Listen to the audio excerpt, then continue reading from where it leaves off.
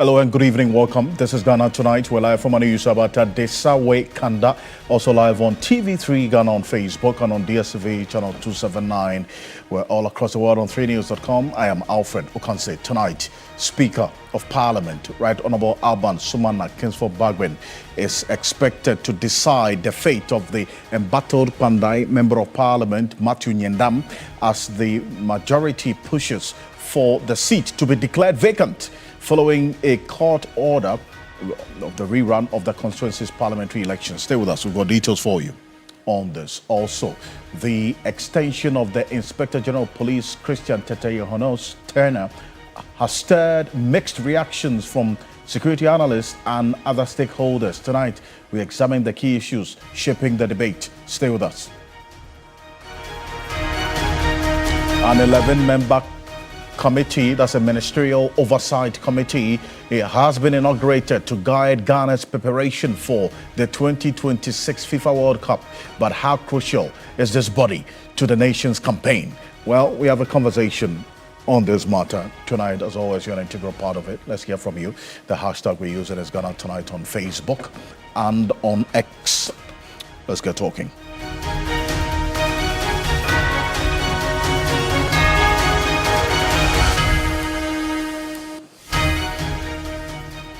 Let's settle for Ghana Breaks.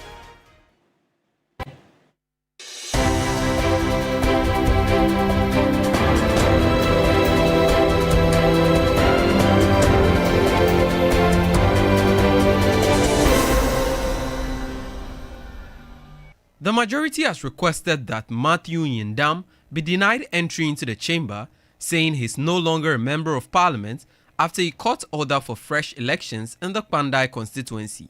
The minority has, however, rejected that application and the court ruling, accusing the bench of shameful conduct. What kind of kangaroo judicial system we have now in Ghana? We will not mince words. They can conspire to call us one by one for a so-called contempt of courts. We are criticizing their shameful conduct. We are not afraid. We are ready to be in Nsawam. How can a judge who calls himself a judge sit in court and misconduct himself in such a manner and expect the country to be quiet?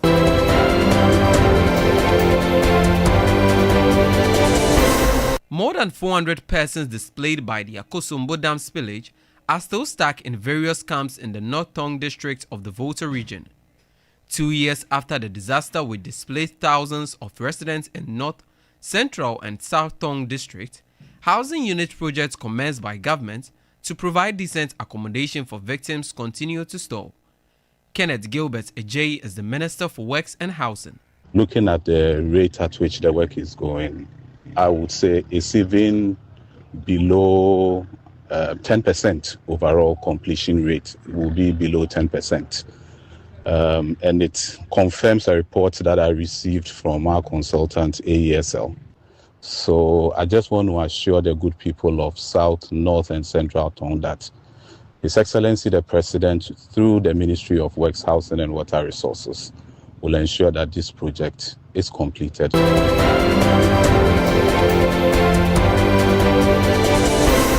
Tension is mounting among more than 300,000 teachers nationwide, following a statement from the Controller and Accountant General's Department indicating that the Continuous Professional Development Allowance will not be paid this month.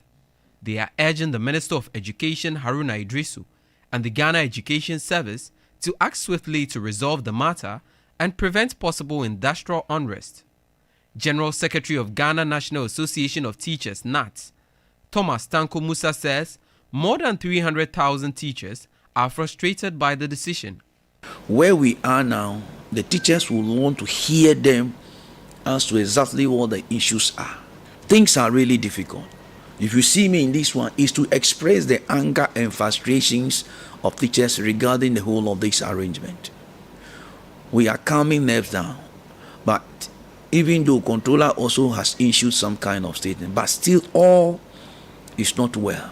And Honorable Minister, this particular situation confronting us today, which started somewhere yesterday, Please, you need to address it as soon as possible.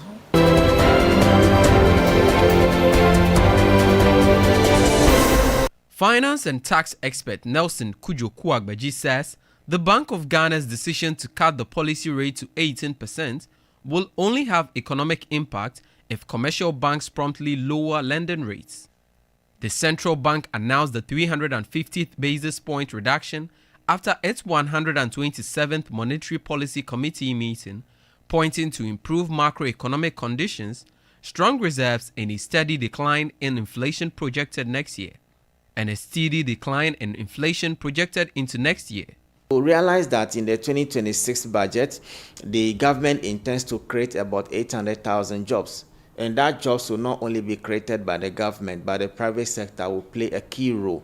Now, the private sector too cannot grow when they cannot have access to cheap source of fund. And so we expect that now that the policy rate is at 18%, the banks will cut down further on their lending rate.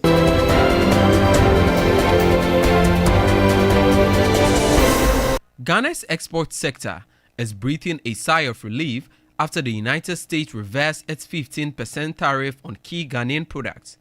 The decision, which comes after months of uncertainty, is expected to protect jobs, millions of dollars in revenue, and restore competitiveness for exporters in one of Ghana's most important markets. Samson Asaki Awingubert is the Executive Secretary of the Importers and Exporters Association of Ghana. In fact, many people would have lost their jobs. The exporter would have lost his jobs because if you do not have the financial muscles to go and then pay that amount of money to the U.S. government, then of course your product cannot enter into their market. And then also those who were also farming or producing or agrowers who were also producing and expecting these exporters will come and buy from them and then process and export will also lose. So it was going to be a very huge impact, negative impact on the Ghanaian economy as well, knowing that we have had stability.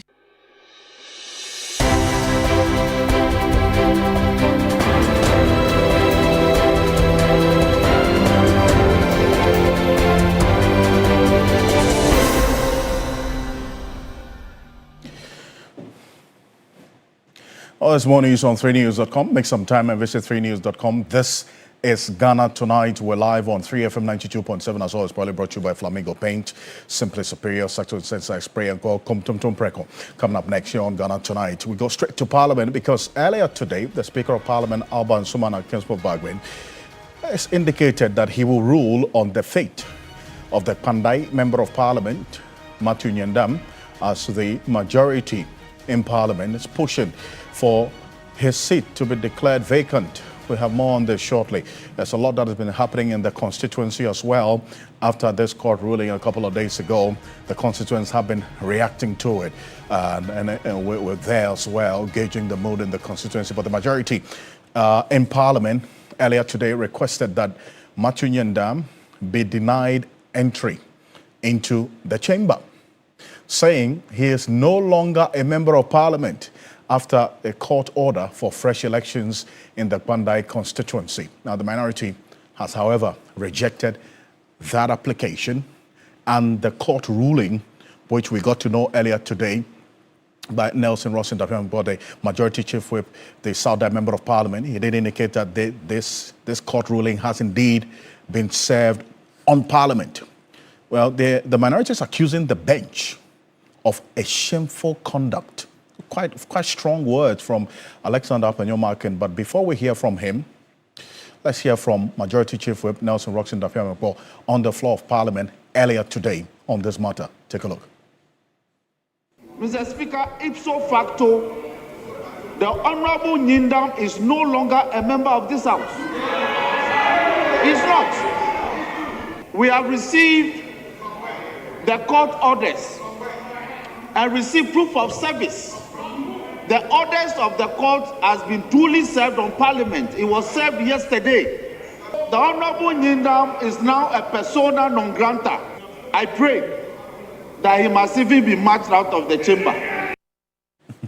That's Nelson Roxon Ndapiambo there, the majority chief. But this position that he strongly espoused making reference to the fact that indeed Parliament has been served with the court orders, and reason why he was, in fact, the majority was of the view that Matthew Nyandam should not even be holding himself as a member of Parliament and attending to the business of the House earlier today. But the Minority Leader, Alexander Afenyomarkin, was quite clear in his words. He did not agree with this position. He juxtaposed what's happening to Matthew Nyandam to what happened to James Gyakye Quayson and what he did as a leader of the House at the time. Take a look. Never, as leader of this House, did I advocate that Honorable Gyakye Quayson, having lost a high court case, should be marched out of this chamber. Let me spend a bit of time on Gyakye Quayson. After the high court ruling, and he filed an appeal and a stay of execution, this House never denied Gyakye Quayson his right of entry and his right to be heard. That's Alexander Afenyomarkin there. But earlier, they also addressed the press. There was a press conference on this matter where Afenyomarkin addressed the press, also flanked by the minority members of Parliament, clear support there, raising concerns with the entire legal process leading to the annulment of the elections. And well, here's the Minority Leader, Alexander Afenyomarkin, where he had some strong words for the trial judge on this matter and why he ruled the way he ruled. In his view, you see, he described it, some very strong words earlier at the press conference. Take a look. The petitioner himself was clear and specific.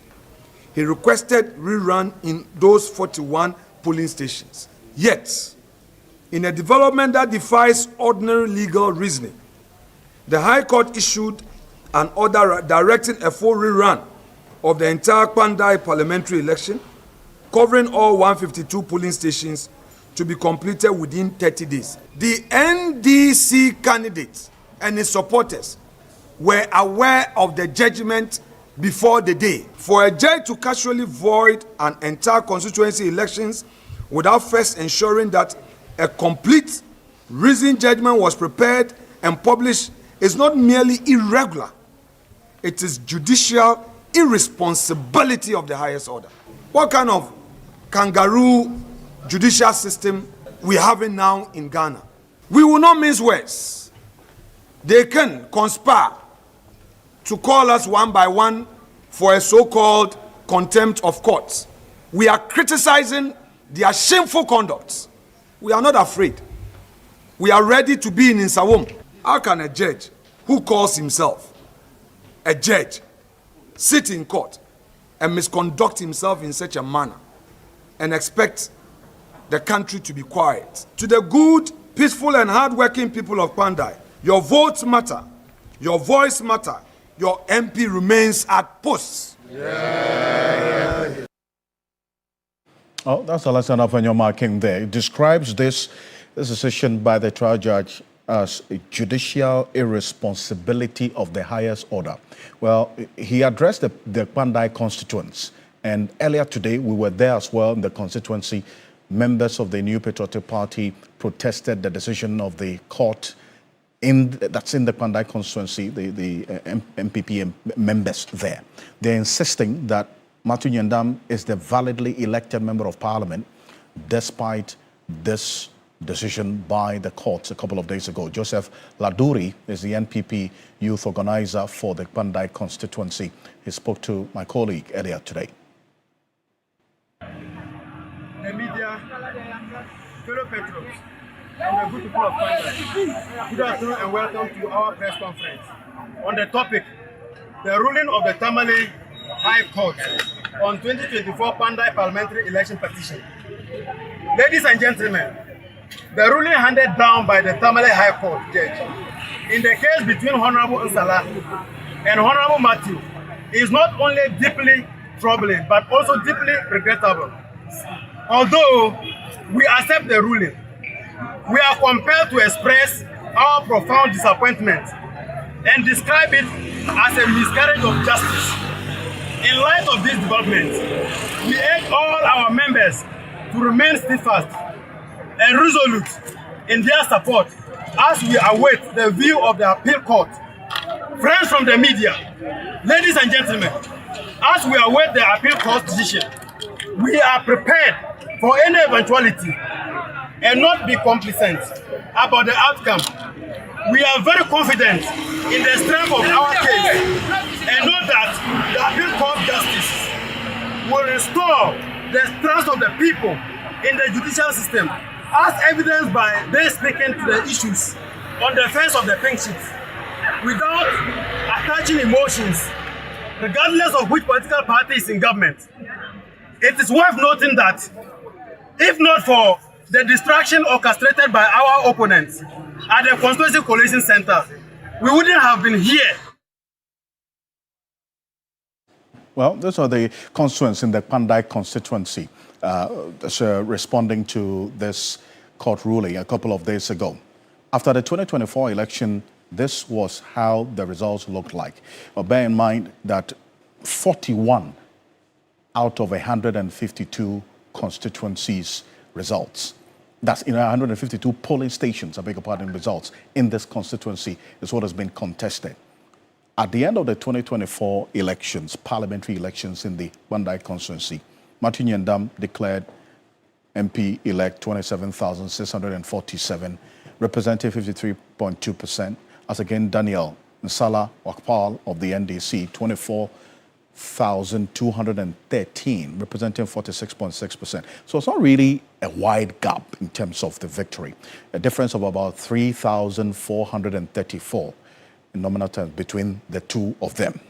Now, the contention, which was really the subject of this decision, and in fact, this particular decision by the NDC candidate to go to court, was with 41 constituencies. I beg your pardon, there's 41 polling stations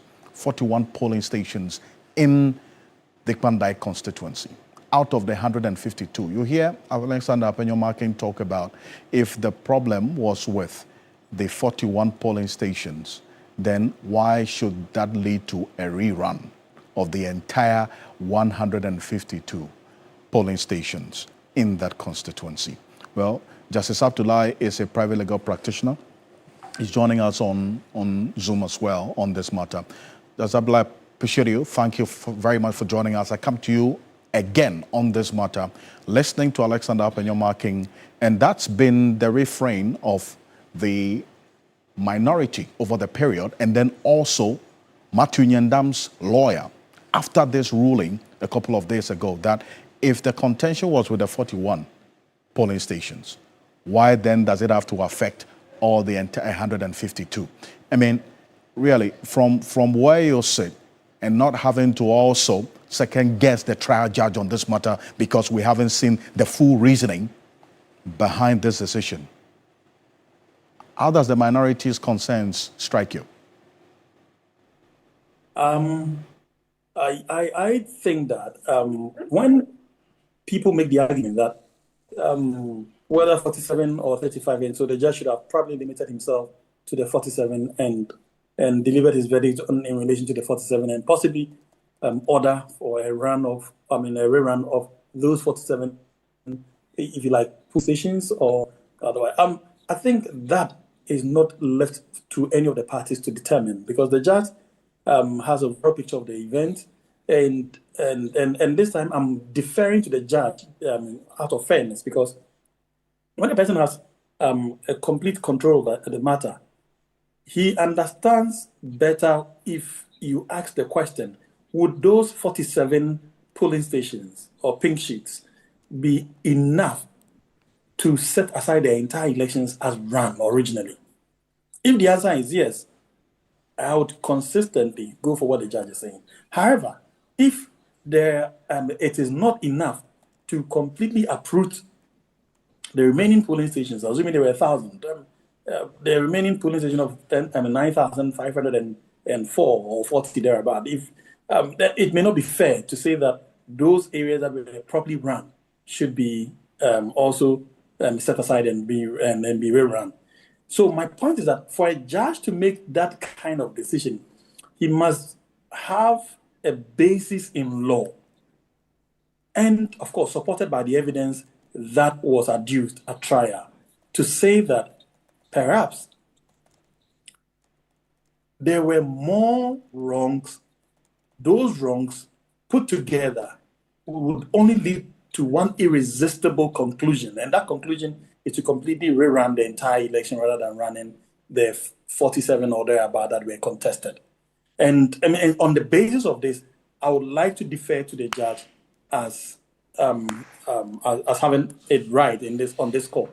But the good part is that we have an appellate court, and that appellate court, luckily for us, the loser of the petition has filed an appeal, and luckily for us, that will be the end of the trial and then the hearing once the evaluation of the appellate court comes out and their decision comes out. And so, three wise men would have a better grasp of the issues, and upon their review, I think we'd all be better off making an informed analysis from that point as against what we have today. And rightly so. Rightly so, indeed. We all have to wait for the full reasoning behind this particular decision, and then also what would come out eventually, because this matter, this ruling is being appealed. So I'm going to halt it here and wait to see how the coming days will look like on this. Thank you very much for joining us. Justice Abdullahi is private legal practitioner. Thank you for connecting with us. But this is Ghana Tonight. It's one issue to watch in Parliament in the coming days. So stay with us. But coming up next, the Inspector General of Police's extended tenure in office is sparking some sharp debate among security analysts, and some members of Parliament as well who hold alternative views. We're going to get into the minds of some persons who have been expressing their views on this matter. We got to know yesterday the Inspector General of Police, Christian Tetteh Yohuno, has had his recommendation for a 2-year contract extension.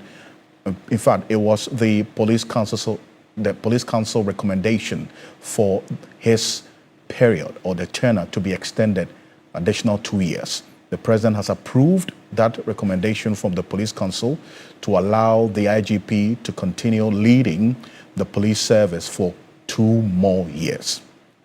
We did know that when his name came up for consideration as a IGP, that he was nearing that period of retirement. It was a conversation a year ago.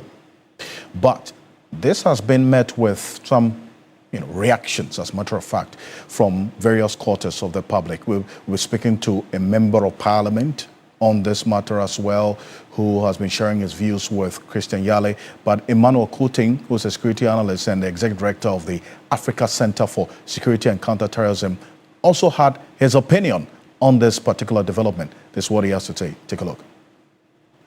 We as an organization have come out with a press statement. And we don't need to get this thing twisted. It's not about Yohuno as a person. It's about 2 things: government policy and the office of the Inspector General of Police. You see, when you bring a policy, which one is the policy? And we've all been students of public policy before. Communication matters.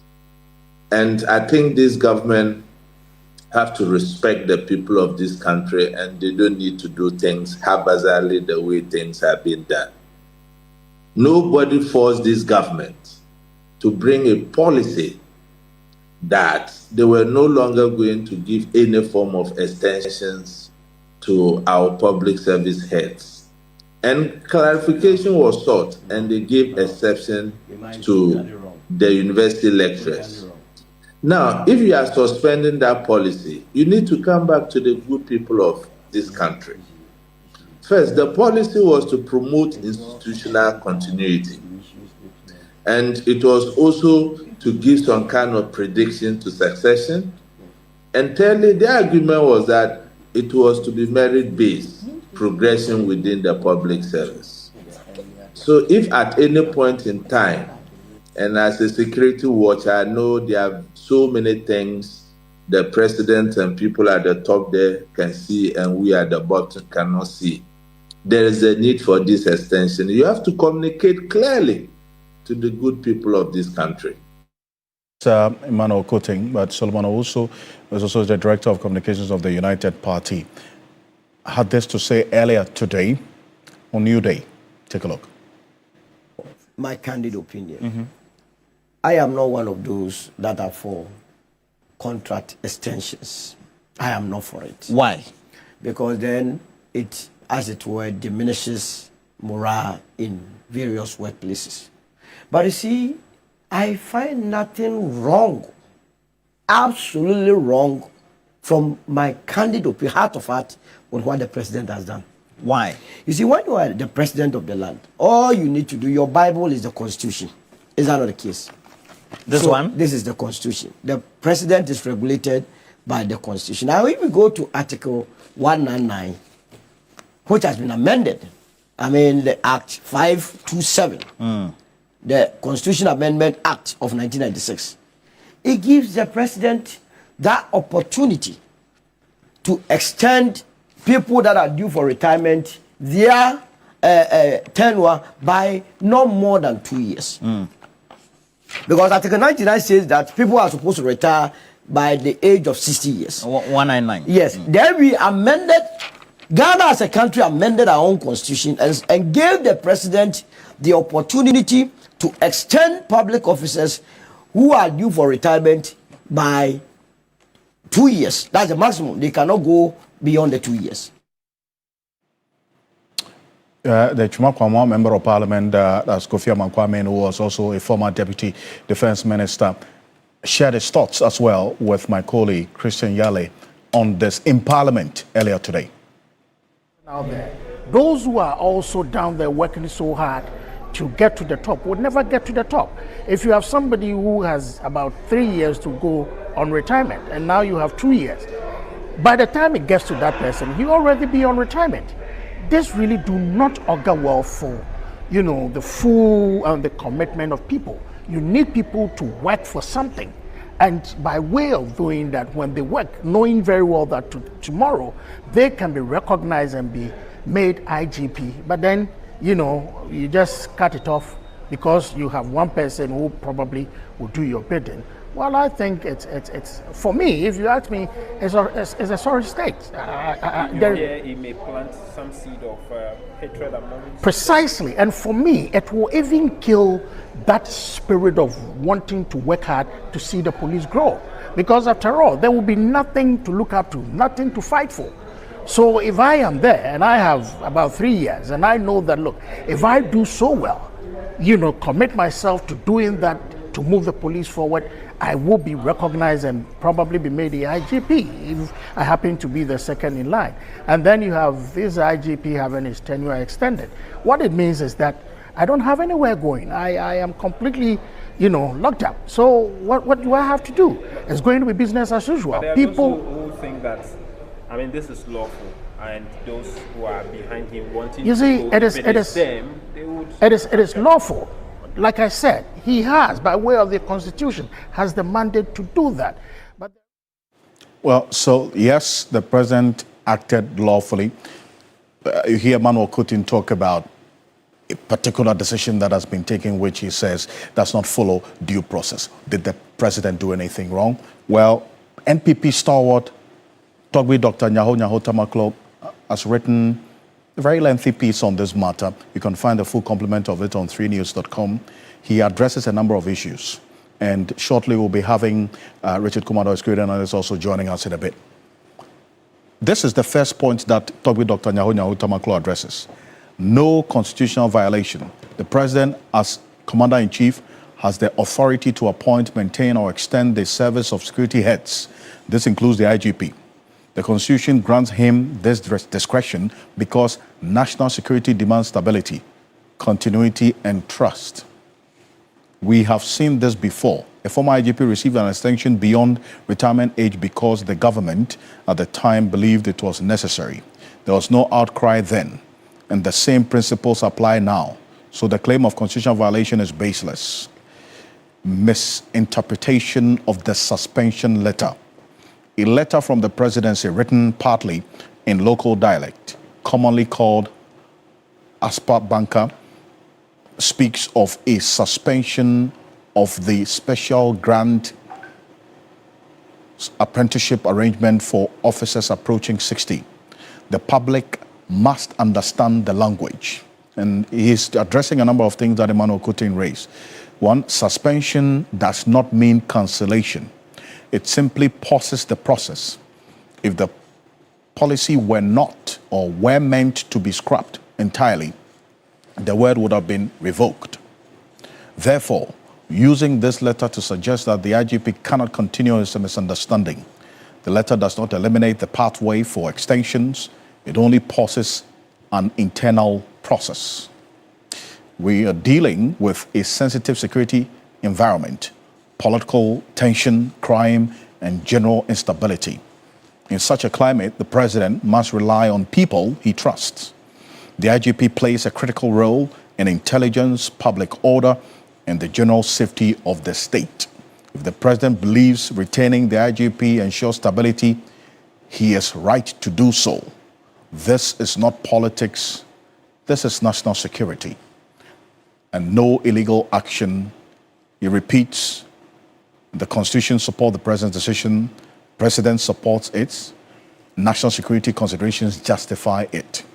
The noise surrounding this matter is unnecessary and stems from a lack of understanding of governance. And he concludes, in simple, direct terms, the president has not breached the Constitution, the issue of suspension is being misinterpreted, and the decision to retain the IGP is well within his lawful authority as Commander-in-Chief, essentially. That's Dr. Nyaho Tamaklo there. And Richard Kumado is a security analyst joining us on Zoom as well. So, Kumado, thank you for joining us. You have put out a scorecard for Christian Tete Yohono. Does it really justify this decision of the extension? Definitely, yes. And if you remember, I put up the scorecard a month ago, and when the police council did suggestive recommendations, and I look into what they have done, I saw 6 or 7 of the things I wrote about, they confirming it. That tells you that by the grace of God, with those that has been assigned with their responsibility as gatekeepers, and as those who watch the national security terrain and the security management terrain of Ghana and across many places, we are looking at it with an objective view, independently, and coming to the same conclusion. I think we've done a yeoman's job. But then here you see, the first point is that it is the prerogative of the president to appoint people at all times into various positions. And when it comes to the levels of IGP and the director being at that level, particularly the IGP with the police council has a responsibility to recommend. And so to the extent that the president is acting on the recommendations of the police council, we will say that all righteousness has been fulfilled. When it comes to the core issues, they are the ones I've stated in the KPIs I said, but for the purposes of public education, I think security leadership, operational competencies, and having the ability to mobilize teams to perform law and order, maintaining law and order, and to investigate crimes within timelines is what has worked for my uncle, Christian Tete Yohono.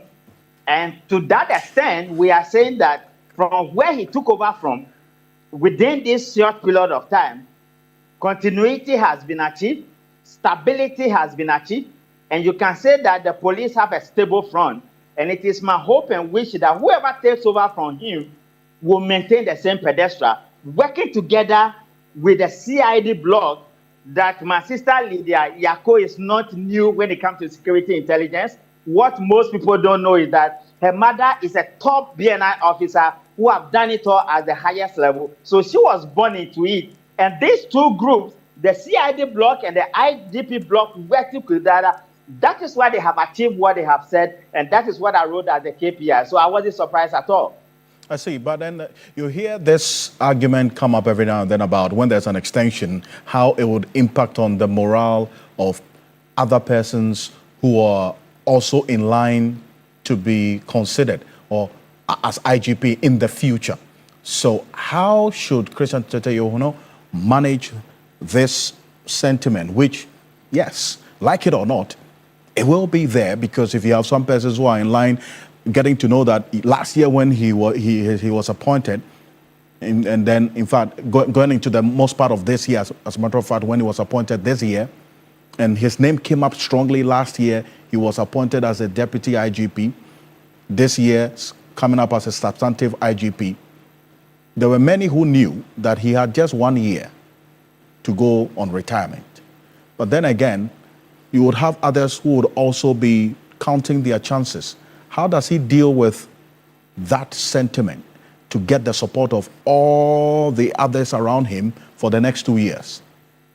Now, I think people are bringing in NDC, NPP propaganda politics that is unproductive sometimes. If you look at where my uncle Christian Yohono took over from my uncle Dan Parry, Nene, you are aware that when Dan Parry's name went up, there was a huge jubilation among the police because of the chaos and the 10 cardinal sins of my uncle Akufo Dan Parry. When Yohono's name came up and he took over, you saw the celebration. People were throwing money, and I remember you interviewed me, and I went after those who were throwing the money. My checks have shown that there's stability. I haven't heard many of these negative things we are talking about. But if we want to benchmark what he'll be leaving behind as a standard principle, that we will benchmark the legacies of Christian Tete Yohono, then we are looking at leadership, we are looking at maintaining law and order, we are looking at unity, and we are looking at cohesion. Why did that bring cohesion? Many of the people who deserve promotions, Christian Tete Yohono makes sure that deservedly they have all been promoted. Many of the people who were sent home that the police management board felt that it was harsh, he brought them back. One of them is my uncle who handles the cyber security department, Mr. JP. Then IGP Tete Yohono made sure that the 2020 and 2024 election violence investigations, that the president wrote that beautiful letter, investigations were done, and the results were sent to the Attorney General.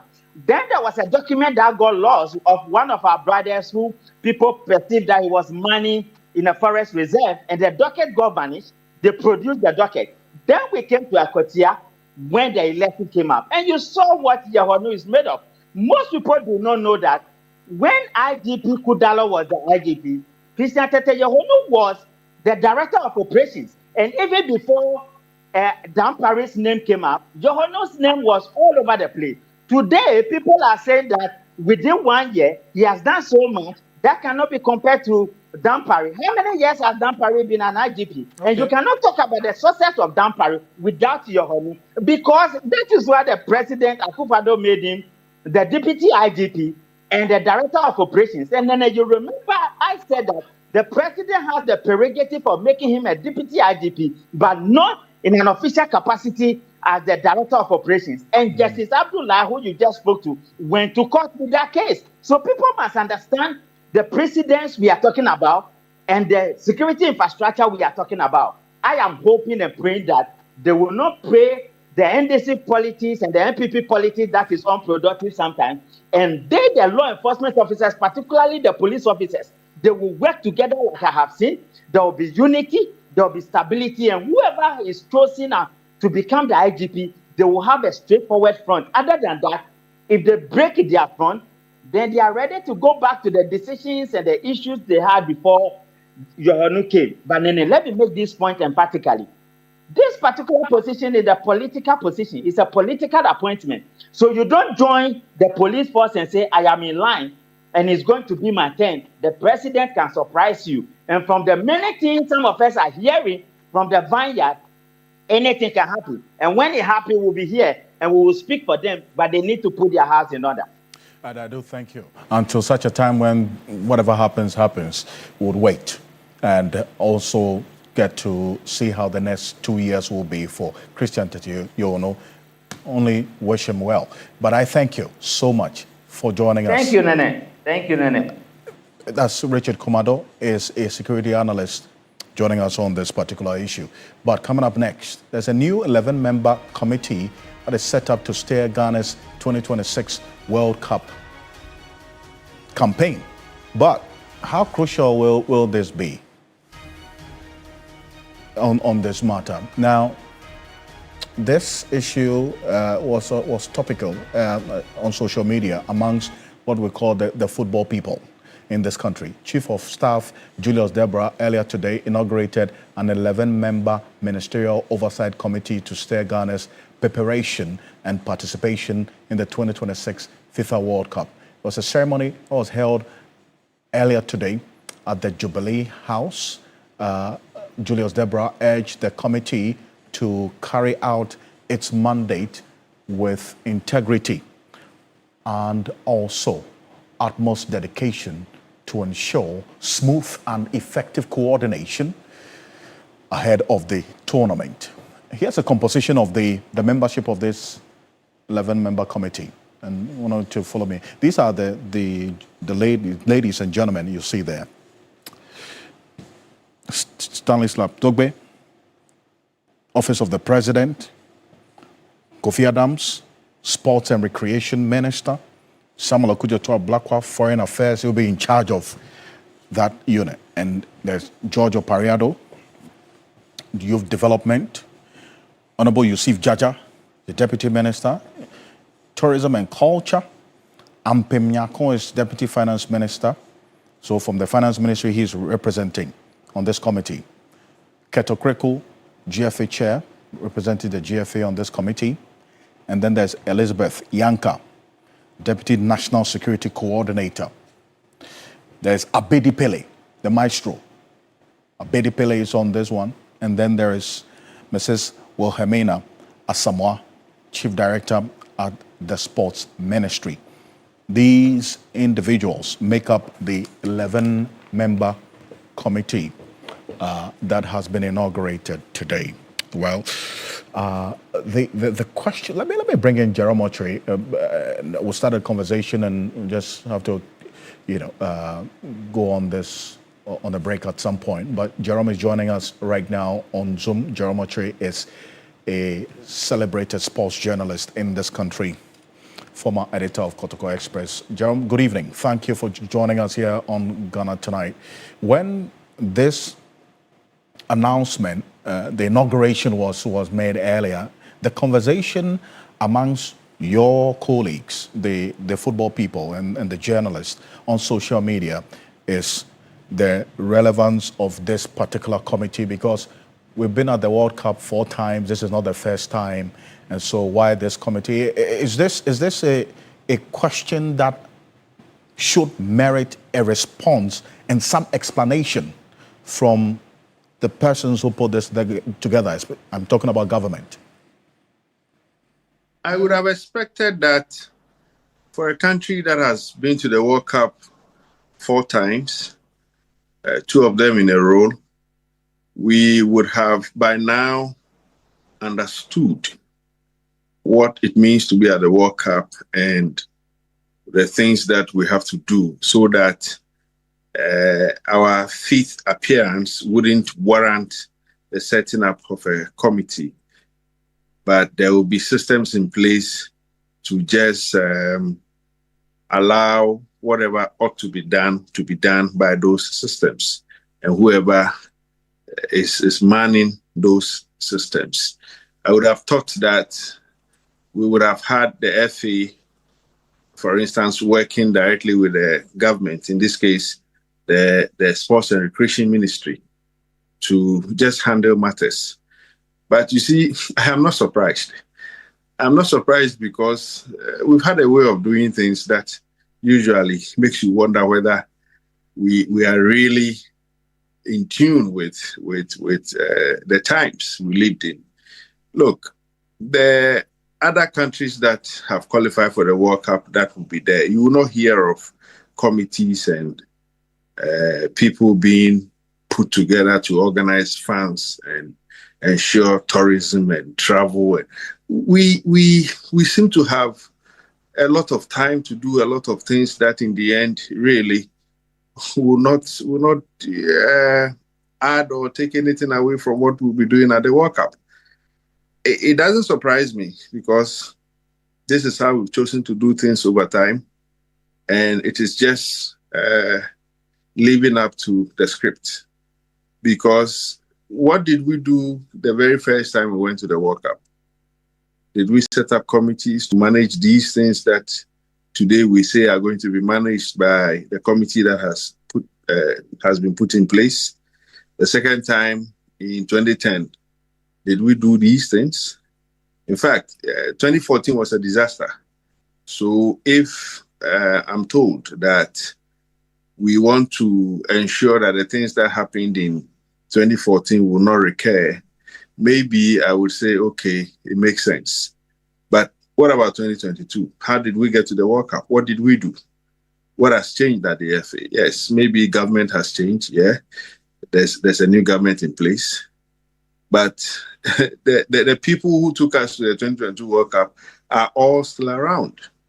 If you are talking about the administration, yes, the players, the players may have changed, but Otto Addo is still around. He took us to the 2022 World Cup, and he's going to take us again to the 2026 World Cup. So I don't really find,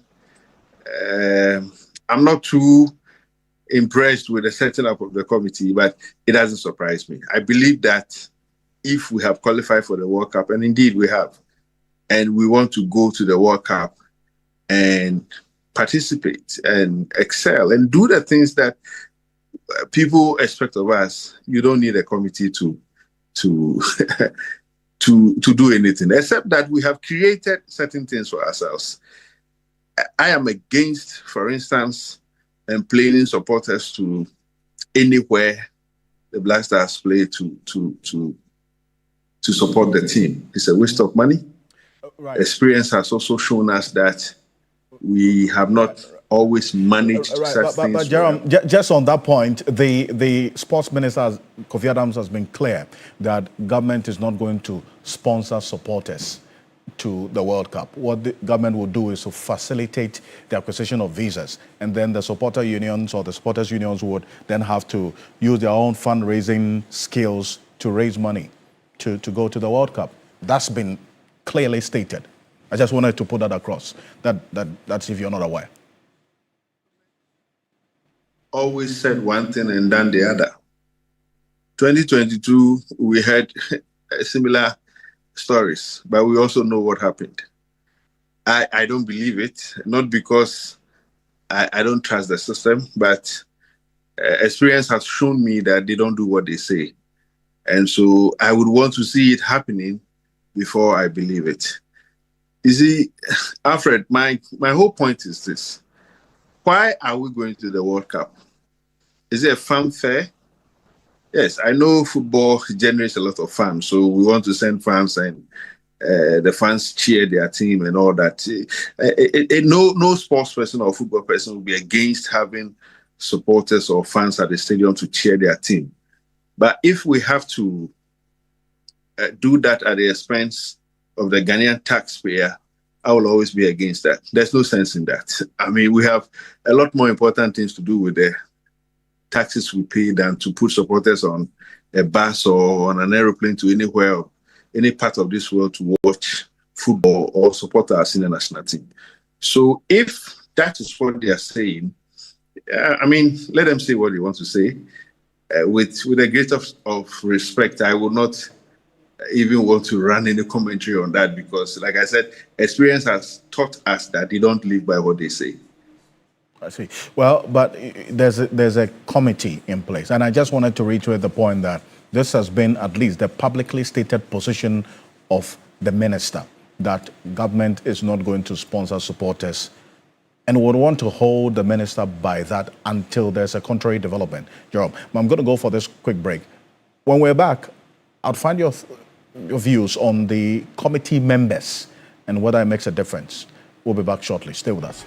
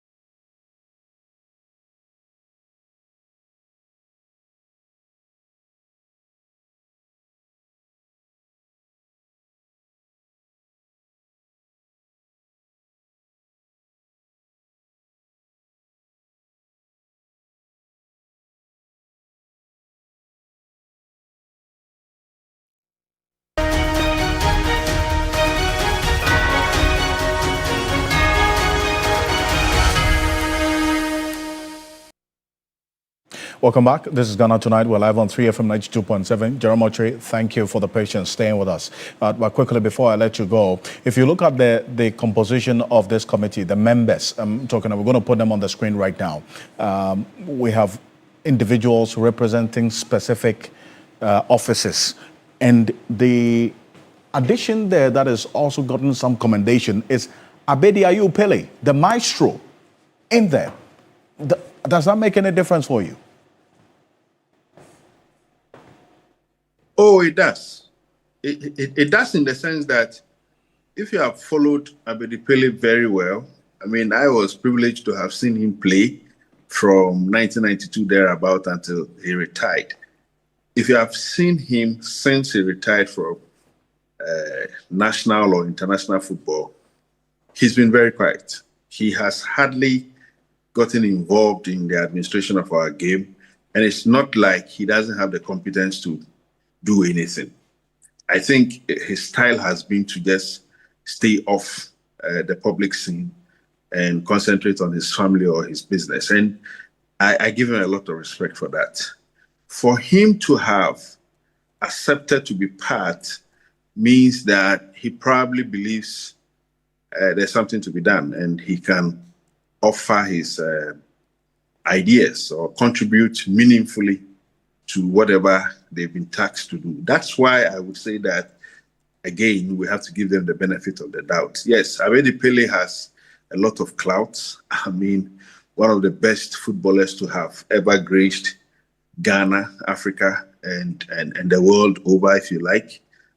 He has such a huge status in the game. And I believe that whatever he's asked to do on that committee, he will offer his best, given his reputation, given his level of influence and all that. I just hope that my fear has always been the political class. I mean, some of these guys we are talking about in terms of their pedigree in the game, there's nothing you can say except to believe that they will do a good job, like Abedi Pele. But, you know, politics in this country is something else. You get yourself involved and things don't go well, and by the time you realize your image or reputation has been soiled. I say this with a lot of pain, but that has been the reality. Right. Jerome, thank you very much for joining us. Obviously, we'll see how the coming days will look like on this, whether or not you're going to be proven wrong or proven right. Thank you for joining us. Jerome Otri is a celebrated sports journalist. I want to say thank you. On behalf of the rest of the team, we do appreciate your company. Join us same time tomorrow for another conversation. I am Alfred Okanse. Have a good night. Ghana Tonight is brought to you by Flamingo Paint. Superior durability.